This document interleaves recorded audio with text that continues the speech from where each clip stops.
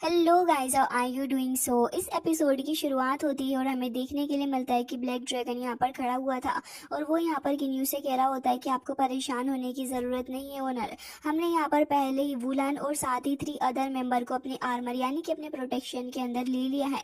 जबकि किन्यू यहाँ पर कह रहा होता है कि ठीक है, वैसे भी श्वानजियान माउंटेन के अंदर यहाँ पर मॉइस्चर अलाउ नहीं है। फिर वो कहने लग जाता है कि ठीक है, अब तुम उनको प्रोटेक्ट करना और यहाँ पर किसी खास तरीके की ट्रिब्यूलेशन के बारे में बात हो रही है।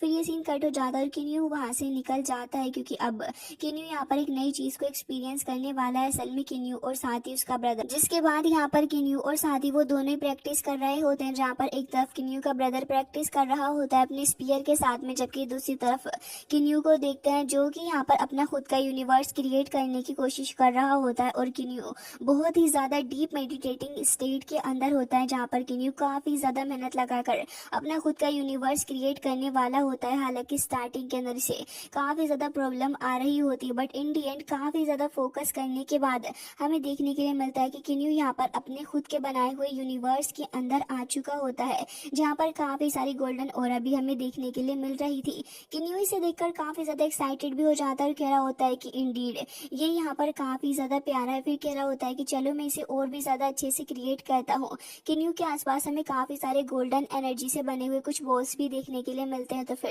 ये कहने लग जाता है कि मुझे अगर एक वर्ल्ड बनाना है तो फिर वर्ल्ड बनाने के लिए मुझे इसके अंदर काफी सारी चीजों को बनाना होगा, जैसे कि एक मोर्टल वर्ल्ड भी होना चाहिए, इसके अंदर डीमंस भी हो, मॉन्स्टर भी हो, घोस्ट भी हो और साथ ही स्पिरिट्स भी होनी चाहिए। जिसके बाद हमें देखने के लिए मिलता है कि किन्यू सबसे पहले शुरू करता है मोर्टल वर्ल्ड से। वो अपनी पावर का इस्तेमाल करते हुए मोर्टल वर्ल्ड को काफी ज्यादा एक्साइटेड होकर क्रिएट करने लग जाता है और फाइनली जाकर वो उसे क्रिएट करने में कामयाब भी हो जाते हैं। किन्यू जब इसको पूरे तरीके से क्रिएट कर लेता है तो फिर हमें देखने के लिए मिलता है कि किन्यू काफी ज्यादा एक्साइटेड होकर अपने खुद के बनाए हुए उस विला के अंदर भी चला जाता है और वहां जाने के बाद किन्यू को यहाँ पर काफी कुछ एक्सपीरियंस करने के लिए मिलता है। किन्यू यहाँ पर खड़ा हुआ था और वो जैसे ही यहाँ पर अपने बनाए हुए इस जगह पर आता है तो फिर किन्यू इसे देखकर बहुत ही ज्यादा खुश होने लगा था। वो इस जगह को टच करके देख रहा होता है। असल में किन्यू की इस जगह से काफी ज्यादा पुरानी यादें भी जुड़ी हुई है। किन्यू जैसे जैसे इस न्यू यूनिवर्स को एक्सप्लोर कर रहा था वो कह रहा होता है कि मैं जैसे ही यहाँ पर आया हूँ तो फिर मुझे अपने कुछ कुछ फेमिलियर फेसेस भी देखने के लिए मिल रहे हैं। किन्यू यहाँ पर गोश यांग को वापस से फील करता है और उसको एक फ्लैशबैक भी देखने के लिए मिलता है, जिसके साथ ही किन्यू के थ्रू काफी सारी चीजों को एक्सपीरियंस कर रहा होता है। फिर किन्यू कहता है कि अब मुझे कुछ वक्त के लिए इसी जगह पर रहकर प्रैक्टिस करनी चाहिए और साथ ही किन्यू वहां पर बैठकर काफी वक्त तक प्रैक्टिस भी करता है। जबकि ये सीन कट हो जाता है और हमें देखने के लिए मिलता है कि उसके बाद किन्यू आ चुका होता है मिस जियांग के पास में और साथ ही मिस जियांग भी आकर उसको ग्रीट करती है। किन्यू कह रहा होता है कि अच्छा, तो फिर आप यहाँ पर आ गई हो। फिर कह रहा होता है कि वैसे यहाँ पर आप किस काम के लिए आई हैं, क्या आप मुझे बता सकती हैं? तभी वो थोड़ा हेजिटेट करने लग जाती है और कह रही होती है कि असल में मेरे फादर ने मुझसे कहा है कि मैं तुमसे पूछ लूं कि आखिर किस तरीके के मटेरियल की तुम्हें ज़रूरत होगी इक्विपमेंट को रिफाइन करने के लिए। जबकि किन्यू कह रहा होता है कि अभी के लिए आपको इसके बारे में सोचकर इतना ज़्यादा एंशियस होने की ज़रूरत नहीं है। जब मुझे यहाँ पर इनकी ज़रूरत होगी तब मैं आपको इसके बारे में बता दूंगा। जिसके बाद यहाँ पर मिस जियांग थोड़ी और शाय फील करने लग जाती है और फिर अब यहाँ पर किन्यू से कहने लगी होती है कि किन्यू हमेशा ही प्रैक्टिस करते रहते हो क्या? तुम इससे थक नहीं जाते? तुम क्या कुछ वक्त के लिए श्वानजिंग सिटी को छोड़ना चाहोगे? तुम और मैं बाहर चलते हैं एक वॉक के लिए। लेकिन यहाँ पर किन्यू काफी पोलाइटली उसको कह रहा होता है कि नहीं, वाकई में आपने बिल्कुल सही कहा कि मैं प्रैक्टिस के साथ में बिजी रहता हूँ, लेकिन अभी के लिए मेरे पास इतना वक्त नहीं है कि मैं इधर उधर घूमूं। तभी यहाँ पर वो थोड़ा बुरा फील करती है कि किन्यू ने उसको रिजेक्ट कर दिया है। फिर यहाँ पर उस भोले मन से कह रही होती है कि ठीक है, फिर तुम प्रैक्टिस कर लो, मैं यहाँ से जा रही हूँ और ना ही मैं तुम्हें बॉदर करूंगी। जिसके बाद ये सीन कट होता है। दूसरी तरफ हमें देखने के लिए मिलता है कि अब लियार के फादर और साथ ही अंकल लैन दोनों के बीच में ही बहस चल रही होती है, जहाँ पर वो कह रहे होते हैं कि आखिर कैसे तुम लियार की मर्जी के बिना उसकी शादी को फिक्स कर रहे हो? क्या तुम्हें बिल्कुल भी फिक्र नहीं हो रही है उसकी? तुम्हें उसकी शादी के बारे में एटलीस्ट उसकी इच्छा के लिए तो पूछना ही चाहिए। लेकिन वो यहाँ पर बहुत ही ज्यादा भड़कने लग जाते हैं और कह रहे होते हैं कि मैंने तुमसे कहा ना कि तुम्हें इस मामले में बोलना ही नहीं चाहिए।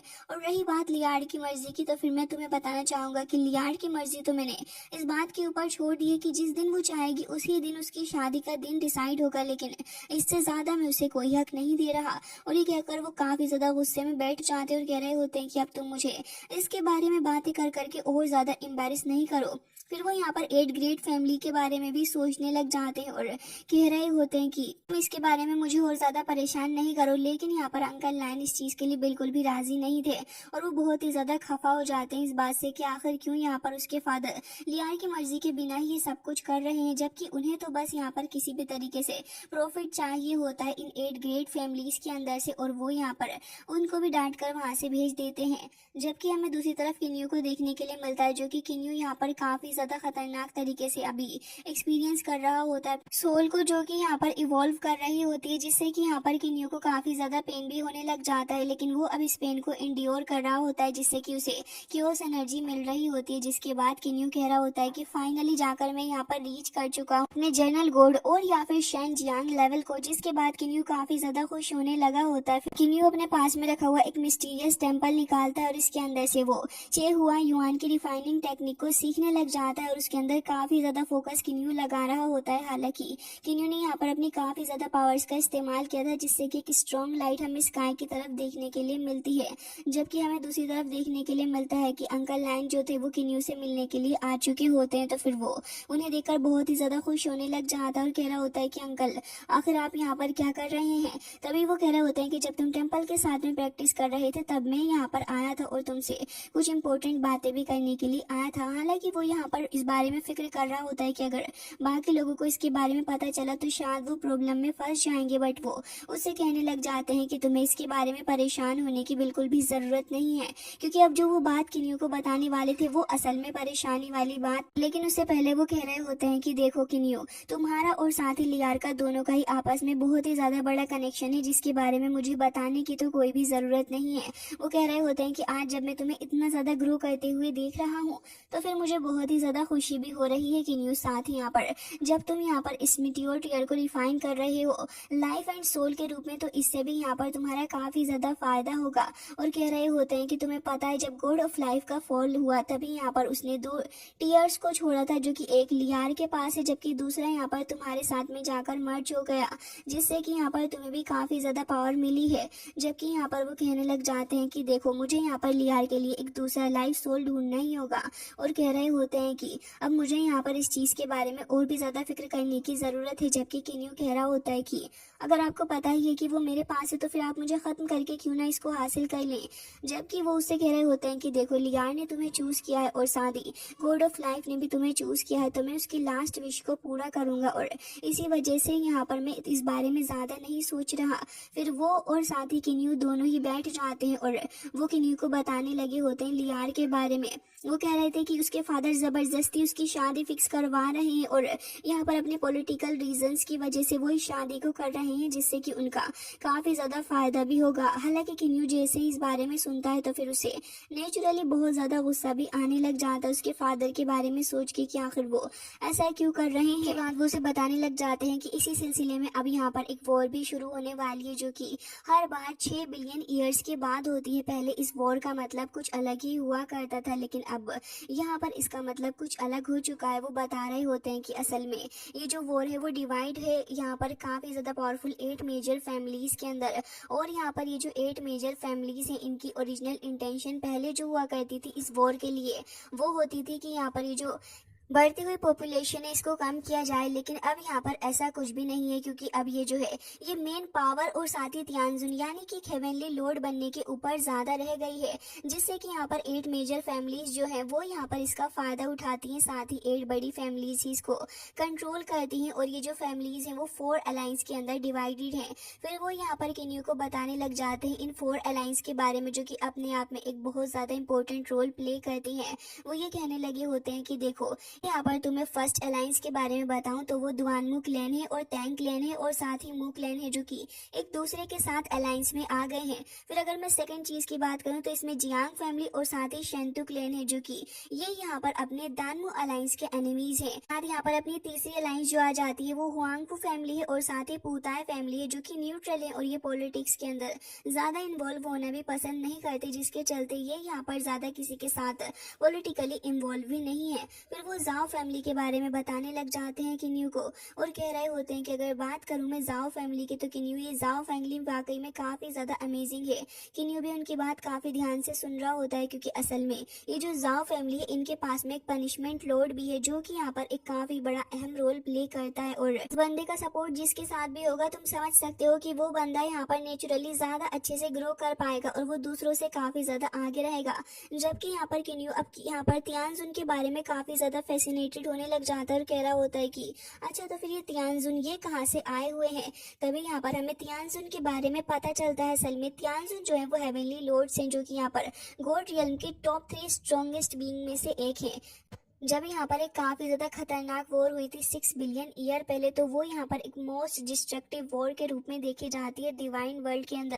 लेकिन यहाँ पर इनमें से एक गॉड किंग था जिसने कि यहाँ पर इससे बाहर निकलने की कोशिश भी की थी और यहाँ पर हमें वो सीन भी दिखाया जाता है और वो कह रहा होता है कि उसके बाद तियानजुन के रूप में सामने आया जो कि यहाँ पर बहुत ही ज्यादा स्ट्रॉन्गेस्ट है। और अगर मैं तुमसे प्याओ याओ तियानजुन के बारे में बात करूँ तो किन्यू तुम्हें तो उसके बारे में अंदाजा होगा। ऐसा कहा जाता है कि उसकी स्ट्रेंथ जो है वो यहाँ 3 पावरफुल तियानजुन है उनमें सबसे ज्यादा हाईएस्ट है, तो फिर तुम उसकी पावर का अंदाजा लगा सकते हो। लेकिन उसका जो बैकग्राउंड है वो काफी ज्यादा मिस्टीरियस है और डिवाइन रियल्म के अंदर यहाँ पर शायद किसी को इसके बारे में पता होगा।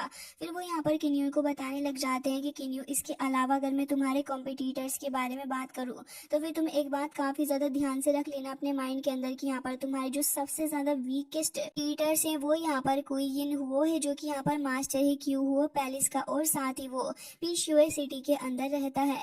जिसके बाद किन्यू उनकी बातों को ध्यान से सुनने लग जाता है कि अंकल आगे क्या बता रहे हैं। फिर कह रहे होते हैं कि एक और कॉम्पिटिटर है तुम्हारा जो कि जीनियस प्रिंस है और वो यहाँ पर शेंतु हो यान माउंटेन के अंदर से बिलोंग करता है। और फिर कहने लगे थे कि ये दोनों के एंशिएंट गॉड रियल्म के हैं। जिसके बाद किन्यू कह रहा होता है कि क्या दोनों ही वीकेस्ट जो मेरे कॉम्पिटिटर्स हैं वो इतने ज्यादा स्ट्रॉन्ग हैं कि मुझसे भी ज्यादा पावरफुल हैं। बाद वो किन्यू से कह रहे होते हैं कि यही नहीं अभी मैं तुम्हें आगे और बताता हूँ। और फिर किन्यू से कह रहे होते हैं कि अगर थर्ड कॉम्पिटिटर के बारे में तुम्हें बताऊँ किन्यू तो वो जो बंदा है वो यहाँ पर दुआनमू यू है जो कि प्रिंस भी है अपनी जियांगवांग सिटी का और साथ ही उसकी कहानी जो है वो थोड़ी दुख भरी भी रही है। फिर वो बता रहे होते हैं कि असल में एक बार उसने इमोर्टल डीमन और साथ ही मॉन्स्टर वर्ल्ड के अंदर एक लेडी से सीक्रेटली शादी कर ली थी, जिसके बाद यहाँ पर उस लेडी के द्वारा वो अबंडन किया गया जिससे कि उसको बहुत ही ज़्यादा बुरा फील हुआ। और उस दिन के बाद से ही यहाँ पर बस उसने एक ही चीज़ डिसाइड कर ली कि अब से वो सिर्फ अपनी पावर को बढ़ाने के बारे में ही सोचेगा और बाकी सारी चीज़ों के बारे में नहीं।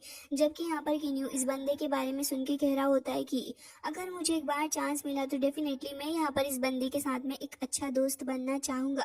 जिसके बाद यहाँ पर अंकल लान बताने लग जाते हैं कि अब जिसके बारे में तुम्हें लास्ट बता रहा हूँ वो यहाँ पर है जुओ शियान जो कि लेइफा सिटी का एक प्रिंस है। और एवरेज एबिलिटी की अगर बात करूँ तो फिर वो यहाँ पर जाओ फैमिली और सारी थंडर पनिशमेंट लॉर्ड के सपोर्ट से काफ़ी ज़्यादा पावरफुल हो चुका है किन्यू। और तुम्हें तो पता ही है कि जिस बंदे के पीछे यहाँ पर थंडर पनिशमेंट लॉर्ड का सपोर्ट रहेगा वो यहाँ पर ऑब्वियसली सबसे ज़्यादा स्टैंड आउट करेगा। अब अंकल की कही हुई बात किन्यू पूरे तरीके से समझ चुका होता है कि किन्यू को भी और भी ज़्यादा स्ट्रॉन्गेस्ट बनना होगा, जिसके चलते ही यहाँ पर वो आगे बढ़ पाएगा। वो बहुत ज़्यादा गहरी सोच में डूब गया होता है। तभी यहाँ पर वो कहने लग जाते हैं कि क्या हुआ किन्यू तुम कहाँ खोए हुए हो। तभी किन्यू यहाँ पर उनसे इन सारी बातों को छोड़कर कहने लग जाता है कि अंकल लान आपने मुझे बताया था कि आप यहाँ पर अपने फ्यूचर वर्ल्ड के 3rd लेवल के ऊपर आ चुके हैं, तो क्या अब आप इसका इस्तेमाल कर सकते हैं। असल में मैं यहाँ पर लियार को देखना चाहता हूँ। तभी वो यहाँ पर उसकी बातें सुनकर हंसने लगे होते हैं और कह रहे होते हैं कि अच्छा ये बात है, वैसे तो मुझे पता है कि तुम्हें उसकी काफ़ी याद आ रही है, चलो तो फिर मैं उसको बुला लेता हूँ। जैसे ही वो यहाँ पर अपनी इस स्पेशल टेक्निक का इस्तेमाल करते हैं तो फिर लियार वहाँ पर आ जाती है और किन्यू उसे अपने सामने देखकर भागा भागा उसके पीछे आता है और एकदम से ही उसको सामने देखकर बहुत ही ज़्यादा इमोशनल भी किन्यू होने लगा था। अब लियार भी उसको देखती है और किनियो भी, फिर उसको अपने कुछ पुरानी वक्त भी याद आने लग जाते हैं जो कि इन दोनों ने साथ में बिताया। फिर उसके बाद तो किनियो तुरंत ही आगे बढ़ते हुए उसको तुरंत ही अपने गले से लगा लेता है और दोनों ही एक दूसरे से मिलकर बहुत ही ज्यादा खुश नजर आ रहे होते हैं। दोनों के लिए ही ये लम्हा एक पल के लिए ऐसा था कि ये यहाँ पर पल ऐसे ही रुक जाए, और किनियो यहाँ पर उसको देखकर बहुत ही ज्यादा इमोशनल था, जबकि लियार